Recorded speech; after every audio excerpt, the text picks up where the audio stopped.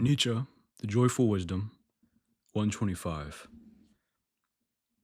Haven't you heard of that madman who in the bright morning lit a lantern and ran about the marketplace crying incessantly, I'm looking for God, I'm looking for God. Since many of those who did not believe in God were standing around together just then, he caused great laughter. Has he been lost? Asked one. Did he lose his way like a child? Asked another. Or is he hiding? Is he afraid of us? Has he gone to sea, emigrated? Thus they shouted and laughed, one interrupting the other. The madman jumped into their midst and pierced them with his eyes. Where is God? He cried. I'll tell you. We have killed him, you and I. We are all his murderers. But how did we do this? How are we able to drink up the sea? Who gave us the sponge to wipe away the entire horizon? What were we doing when we unchained the earth from its sun? Where is it moving to now? Where are we moving to, away from all suns? Are we not continually falling? And backwards, sidewards, forwards, in all directions? Is there still an up and a down? Aren't we straying as though through an infinite nothing? Isn't empty space breathing at us? Hasn't it got colder? Isn't night and night coming again and again? Don't lanterns have to be lit in the morning now? Do we still hear nothing of the noise of the gravediggers who are burying God? Do we smell nothing of the divine decomposition? Gods too decompose. God is dead. God remains dead. And we have killed him.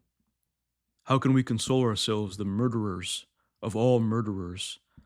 The holiest and the mightiest thing the world has ever possessed has bled to death under our knives. Who will wipe away this blood from us? With what water could we clean ourselves? What festivals of atonement, what holy games will we have to invent for ourselves? Is the magnitude of this deed not too great for us? Do we not ourselves have to become gods, merely to be worthy of it? There was never a greater deed, and whoever is born after us will, on account of this deed, belong to a higher history than all history to now. Here the madman fell silent and looked again at his listeners. They too were silent and looked at him disconcertedly. Finally he threw his lantern on the ground so that it broke to pieces, and went out. I've come too early, he said. My time is not yet. This tremendous event is still on its way. Wandering, it has not yet reached the ears of men. Lightning and thunder need time. The light of the stars needs time. Deeds need time, even after they are done, in order to be seen and heard. This deed is still more remote to them than the remotest stars, and yet they have done it themselves.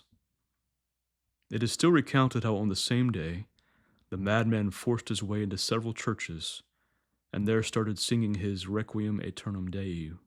Let out and called to account, he is said always to have replied nothing, but what then are these churches now, if not the tombs and sepulchres of God? I'm a Christian. I think Nietzsche chose the wrong side. His critiques of modernity were often valid. He blamed the wrong thing. But he knew that modern people hadn't come to terms. He's like, you don't believe in God, and I know you don't. But what does this mean? You're all fools. The madman understood what was happening. He knew what was to come when the intellectual fools, with all their politeness, and philosophies, and parties, didn't understand what they'd done. I think many self-proclaimed atheists and agnostics today, even liberal-minded Christians, still don't know. The event is too great for them. It's beyond their comprehension.